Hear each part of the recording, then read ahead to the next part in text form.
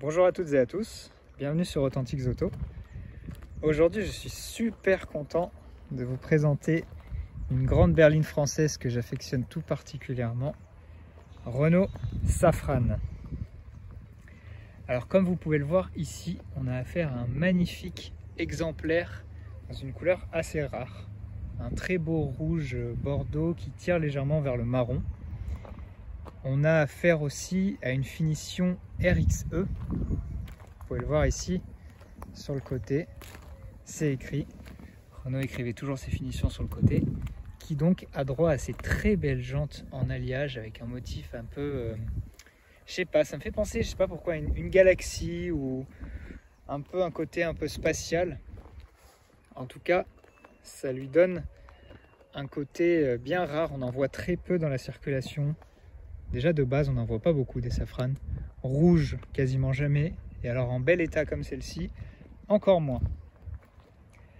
Donc il s'agit d'un modèle 1992. Donc on n'est pas loin des toutes premières Safrane, hein. Donc c'est la phase 1. On peut voir sa face avant avec notamment les phares qui ont cette forme un petit peu carrée et une glace qui n'est pas lisse. La grande calandre comme ça, mais le logo quand même moderne. Et comme vous pouvez le constater avec le premier petit tour de la voiture, elle est en super bon état. Alors cette Safrane, c'est une deuxième main. Là on est sur la Côte d'Azur, mais elle est originaire d'Isère à la base. J'ai d'ailleurs pu voir des photos d'elle, son propriétaire m'a montré des photos d'elle avec sa plaque d'origine 38. Et aujourd'hui elle a atterri dans le sud, pour notre plus grand bonheur. Et donc je tiens à remercier Fred, son propriétaire, de me la mettre à disposition aujourd'hui pour que je puisse vous la présenter sous toutes ses coutures et sous toutes ces nuances de rouge bien éclairées par le soleil. La Safrane, c'est donc la descendante des lointaines R20, R30, mais surtout la descendante de la très réussie R25. Grande berline des présidents, berline de François Mitterrand, qui était une entrée réussie de Renault dans le segment des grandes routières qui se voulaient concurrencer les Allemandes. Et vous verrez qu'ici, celle-ci, elle a largement de quoi concurrencer les Allemandes, surtout au niveau de son équipement. Au niveau du design, la Safrane, elle a un petit peu vieilli, mais elle a un petit côté quand même TGV. On voit qu'elle est française, elle a son style bien à elle. C'est une berline qui est assez élégante, qui a un côté peut-être un petit peu lourd. La surface vitrée qui est assez grande, ça n'aide pas à affiner le côté, mais sinon elle est plutôt bien équilibrée. Ici avec ses baguettes latérales, ses pare-chocs à moitié peint, à moitié plastique, ça va très bien. Et puis cet aileron arrière qui vient terminer la ligne en beauté. Donc évidemment on est chez Renault, donc on a un haillon, c'est pas une berline tricorps. Et puis ces phares arrière typiques des Renault des années 90, une grande barre qui court tout le long, noir et rouge. Et si on réfléchit aux voitures actuelles qui ont des feux arrière en bande comme ça, qui courent tout le long, elles n'ont rien inventé, hein. C'était déjà la mode dans les années 90. Je vous le disais en intro, mais je suis vraiment fan de ces jantes qui ont un design unique. C'est des jantes alliage, hein, c'est pas des enjoliveurs, et qui sont super travaillées, très brillantes. Là elles ont été polies ce matin en plus, donc je peux remercier Fred pour ça. Elles sont super jolies. On remarque qu'il n'y a pas le logo Renault, pourtant c'est des jantes d'origine, mais ça lui va hyper bien. Moi je suis vraiment fan. Évidemment, l'aspect peut-être le plus frappant sur cette Safrane en particulier, c'est sa couleur, ce rouge qui ressort de manière hyper classe au soleil comme ça. On a fait l'hypothèse qu'il s'agit de l'amarante code 142. Donc les spécialistes sauront sûrement nous le confirmer ou nous l'infirmer. Mais en tout cas, il est hyper beau. Il tire un petit peu donc sur le marron, sur le brun. C'est un rouge assez chaud. Ça permet de la distinguer des autres Safrane qui en général sont plutôt grises, bleu marine, voire vertes. Mais des rouges comme ça, moi c'est la première fois que j'en vois une. au niveau de la motorisation, il s'agit d'un simple 2,2 litres SI.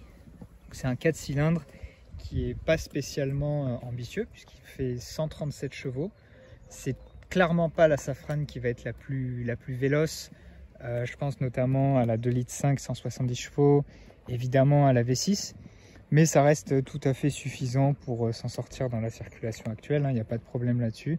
Et puis c'est un moteur qui va être vraiment sans problème, sans inquiétude, et qui évidemment va consommer moins que les autres, donc c'est peut-être pas plus mal. Je pense que ça lui va bien d'avoir un moteur pas spécialement très puissant, pour avoir une conduite cool et confort, c'est ce qu'il faut. La seule peut-être entorse à l'origine sur cette voiture, encore que peut-être que c'était une option d'époque, je sais pas, mais les vitres sont teintées à l'arrière, assez sombres. Mais sinon, à part ça, elle est strict état d'origine. Comme vous pouvez le voir, c'est un excellent état. Allez, on va passer à l'intérieur.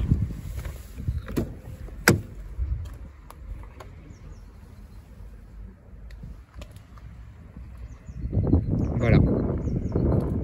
Ce qui me frappe en premier, c'est que l'intérieur n'est pas noir. Non, non, non, c'est du marron. Tout en fait, ici est en cuir ou plastique marron. Les sièges également, mais aussi les moquettes. Alors c'est un marron qui est assez chocolat, presque café, donc qui est assez discret. C'est pas un marron très caramel, mais n'empêche que l'intérieur est marron. Et ça aujourd'hui, ça n'existe plus. Et je trouve ça absolument magnifique. Alors le niveau de finition RXE, en fait, c'était le plus haut de gamme, juste en dessous de la Baccara. Et finalement, la Baccara, moi je pensais qu'elle ajoutait pas mal d'équipements, et en fait non, c'est plutôt une question de décoration. Donc la Baccara, elle a un bois différent, elle a un cuir plein de fleurs, elle a une housse à costume dans le coffre. Mais sinon, la RXE, elle a quasiment toutes les options en fait. Et ça se voit, je pense, vous allez voir ici, on a le fameux adage un bouton, une fonction. On est dans les années 90, donc il y a plein de boutons, surtout qu'il y a beaucoup d'options. Et comme c'était une Française qui voulait concurrencer les Allemandes, elle a une pléthore d'équipements. Donc on va commencer avec la porte. Déjà on voit un design assez travaillé, très bio-design, très années 90. Donc là vous avez un bel accoudoir, le plastique qui est bien bombé, les parements en bois. Et donc ici, 4 vitres électriques, rétroviseur électrique. Jusque là rien de fou, mais l'essentiel est là.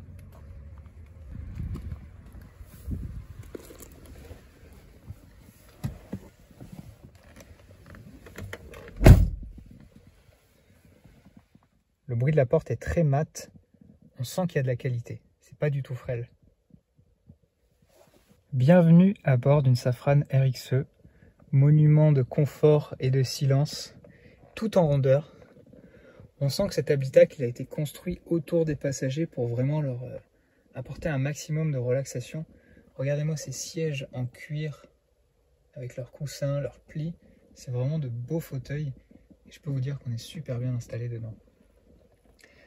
Alors, puisqu'on est dans les toutes premières Safrane, voilà le vieux volant, qui n'est peut-être pas le plus élégant et qui n'a pas d'airbag, mais c'est assez rigolo, c'est vraiment le volant d'époque. J'ai toujours eu l'impression qu'il a été dessiné à l'envers, c'est-à-dire que cette partie-là, je trouve qu'elle remonte trop, on dirait un bas de volant en fait, comme ça.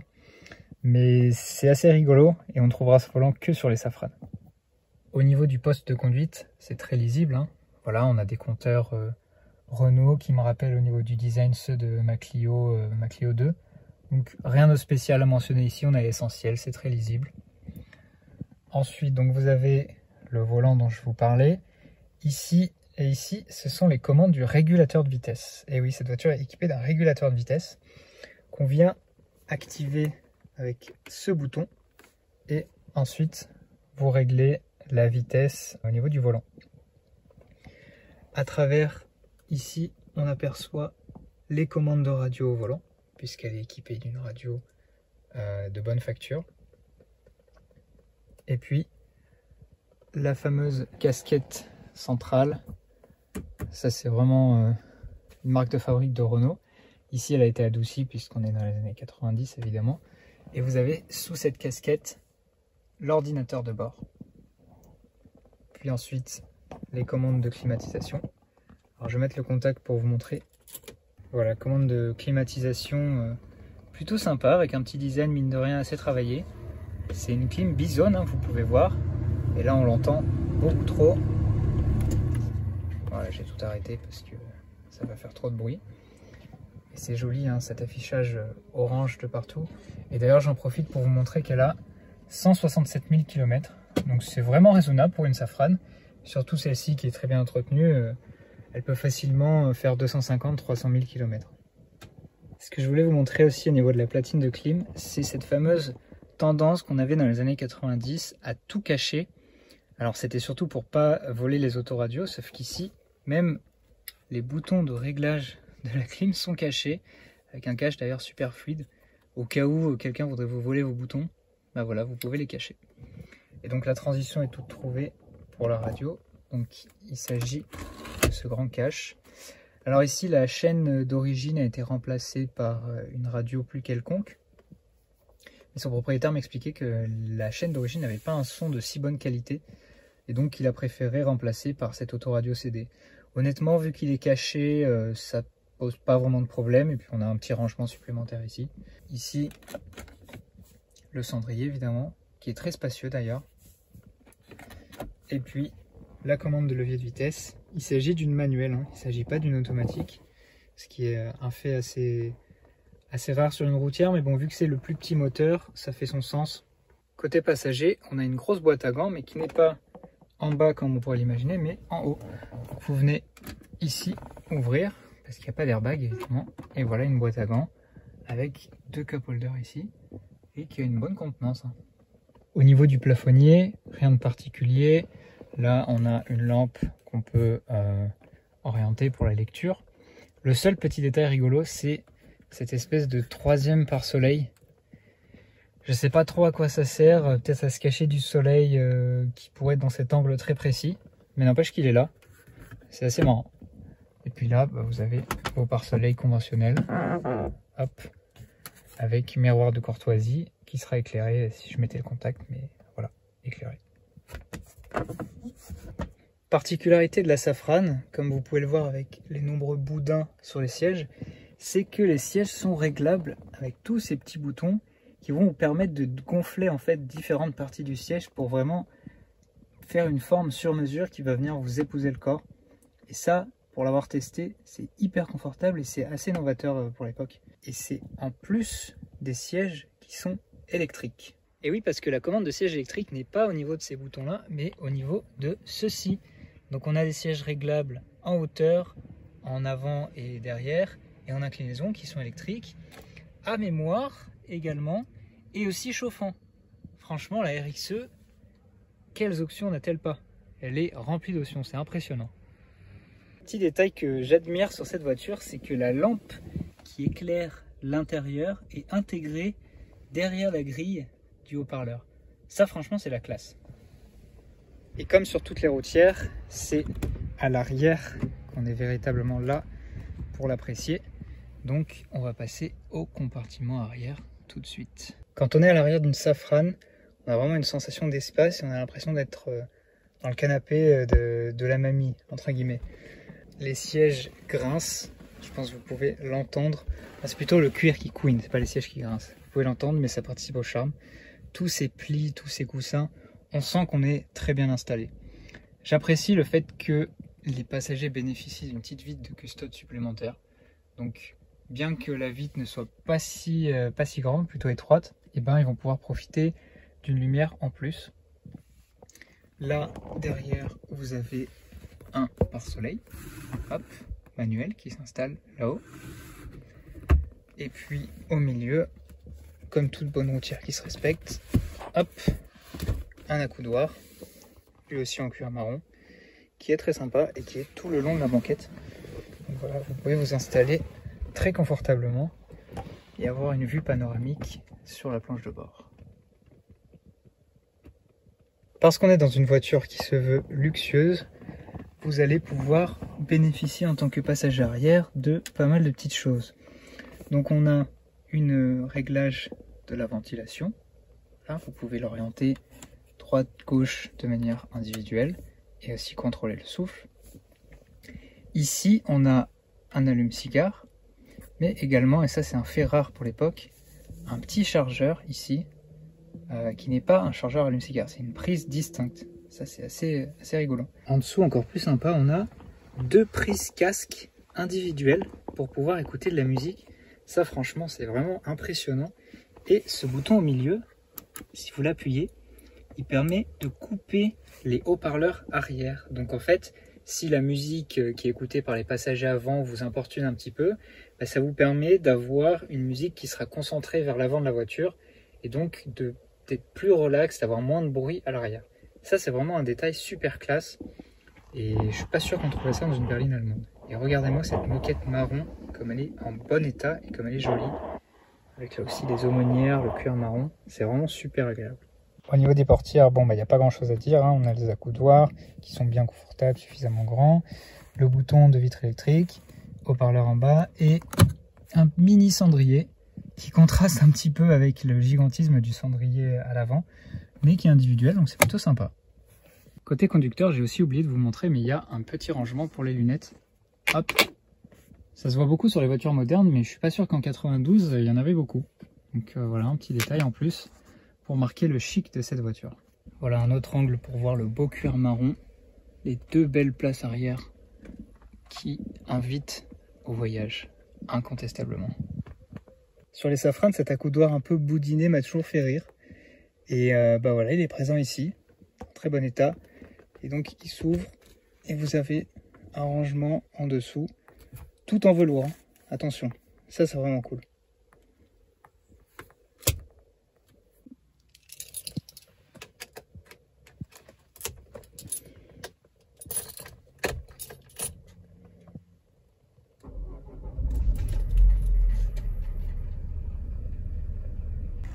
Le bruit du moteur est assez discret, assez suave. D'ailleurs, on n'a pas de pot d'échappement apparent. Je vous laisse écouter.